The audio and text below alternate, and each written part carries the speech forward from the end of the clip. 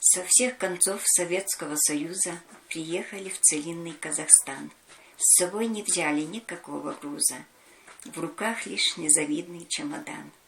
Нас целина неласково встречала, зимой бураны, вьюги, холода, а летом без конца и без начала жара, да плюс соленая вода. Здесь русский, молдаванин и татарин, и белорус, и украинец есть, казах и немец. Здесь друзьями стали, других национальностей не счесть.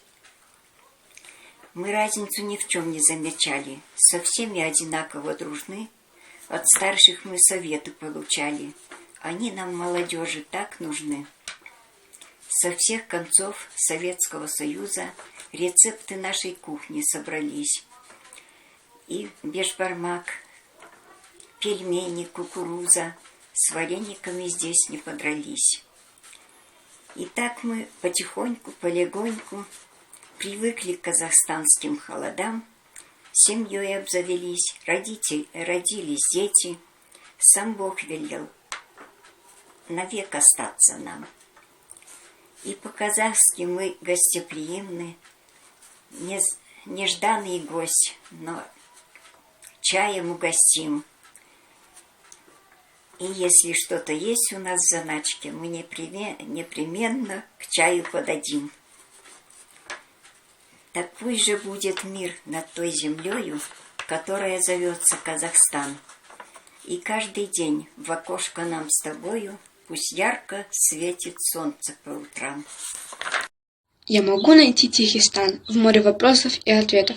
Спасибо тебе, говорю, Казахстан, что мы живем в мире приоритетов.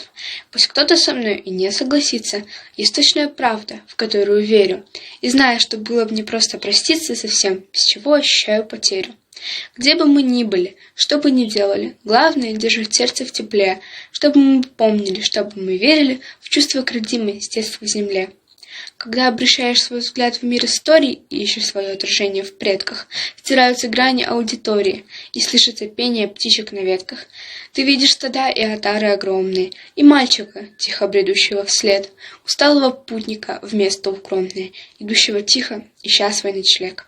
Что нас окружает, что их окружало, такое же солнце и поле травы, и так же, как наше их сердце дрожало при взгляде на нежную гладь синевы. Открытое небо, свобода и счастье, как здорово, если у нас это есть.